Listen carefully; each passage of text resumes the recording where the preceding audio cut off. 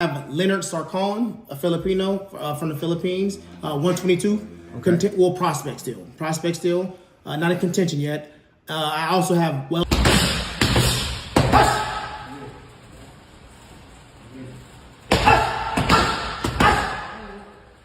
James Turner for the untouchable True School Sports. Let's go, baby. Bow! Be careful what you wish for because it can become a reality. Yeah. The untouchable True School Sports Empire proudly presents something the boxing game's been missing. Hey, what's going on? It's your boy BT, and I came here to talk some boxing with the thousands of True School Sports subscribers. All right, so the last prospect period in this series of prospect videos that I'm doing is it's actually a Filipino fighter. You know, I want to show some love to the Filipinos. Start maybe covering the Filipino boxing scene more because they always have fighters to talk about and they have a proud history. And that's none other than Lienard Sarcon. Lienard Sarcon is a 12-0, 4 knockouts. As it stands right now, he's not ranked in any of the sanctioning bodies, but I do fully anticipate that he will be ranked soon in the sanctioning organizations because Lienard Sarcon, he was fighting primarily as a 122 pounder for his career. He was fighting in the Philippines. He's fought at 118, he's fought at 122, he's fought at 126.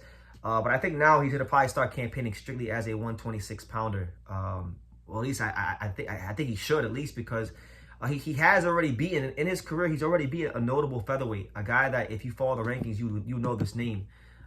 He already has a win over the number 5 WBO contender from South Korea, the face of South Korean boxing, the last hope for South Korean boxing, Jong Seong Kang. I did a video about him about a month and a half, 2 months ago.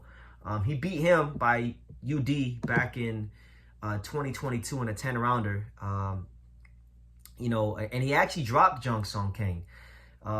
And since that fight, he's been coming to the United States a lot to do some sparring. He sparred some really good fighters. He sparred, Gio Santizima. He's been sparring. He's been doing a whole lot of sparring with Carmel Moulton. So he's been getting really, really sharp. And I think they're trying to get him to maybe turn his punches over and maybe increase his punching power as much as he can before he has to step up to that world level. But I like him. I think in 2025 he's gonna be a guy that enters the featherweight picture, because this division is loaded. I mean, I can't begin to say it enough. Like, the featherweight division is the most loaded weight class in the world, in my opinion. Because even the guys that aren't big names that you don't know nothing about, even those guys can fight. Like, Jong Seong Kang can fight his ass off. He's a good counter puncher.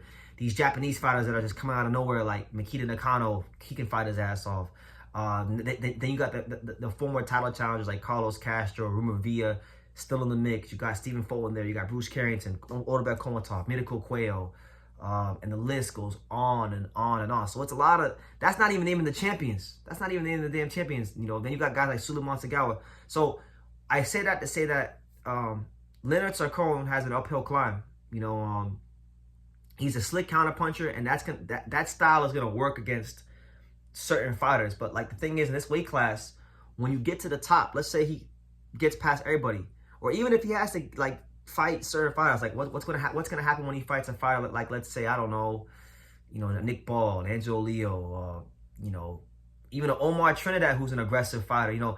He's gonna need to know how to. He's gonna have. I think Sarcon, the one thing that I think is gonna stop that's gonna be a challenge, in my opinion, from the little bit I watched of him, it's gonna be the punching power battle that he's gonna have to face, because he's either gonna fight guys that are gonna fight him in angles and like an Angelo Leo that could give him a lot of volume and give him problems, or he's gonna fight fighters that just simply have way more punching power than him.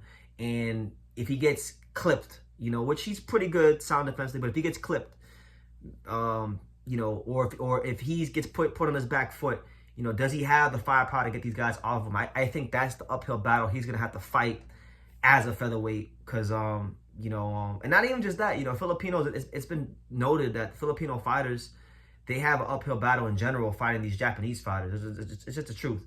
And in this weight class, like if you go look at all the other fighters in the weight class, like if you add up all the Japanese fighters that are ranked across the featherweight division and all the sanctioning bodies, there's 7 of them. There's 7 Japanese fighters ranked in the division. So I highly doubt really and truthfully, I highly doubt Lienard Sarcon will get to like the championship level or the contender level without having to fight one of the 7 guys in the top 15. So I don't know if he's gonna have to fight Matsumoto or Mikita Nakano or whoever, but he will have to fight one of them. Mark my words. So we'll see how it goes for him.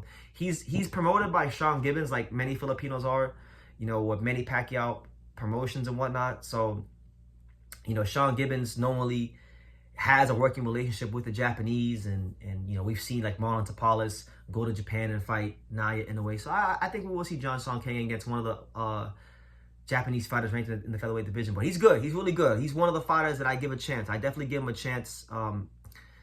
Once he gets into contention, I give him a chance of becoming a champion, because I do think he is going to get better from sparring guys like Carmel Moen and Gio Santismo in Vegas. And he's probably even sparred more guys in Vegas that I don't even know about. But yeah, a slick southpaw counter-punching style will always be a difficult fighter to beat. For me, it's just about, you know, can he keep these guys honest long enough? And, you know, Filipinos generally tend to have punching power. I'm not saying he's pillow-fisted from what I've seen. I don't think he's pillow-fisted. He's an accurate puncher, but that's the only, that's probably like the main question from what I've watched so far that I have about him. But he's a good fighter. He's someone that I definitely think people should watch going into 2025, because I think his name's gonna pop up somewhere in the featherweight rankings, and he's already beaten a guy ranked in the top 5 of one of the sanctioning bodies in John Sean Kang. So yeah, that's my take on Lienard Sarcon and him going into 2025, and just him in general. You know, good fighter. So yeah, leave your comments down below. Make sure you guys take the time to subscribe, and like I say in every single one of these videos, you could love me or you could hate me, but I'm just a kid from Daniel. So until next time, take care, guys. Thank you for watching another video on the untouchable True School Sports Empire. For more great boxing content just like this, make sure you guys click right over here. Keep watching my boy BT put on the best interviews out here.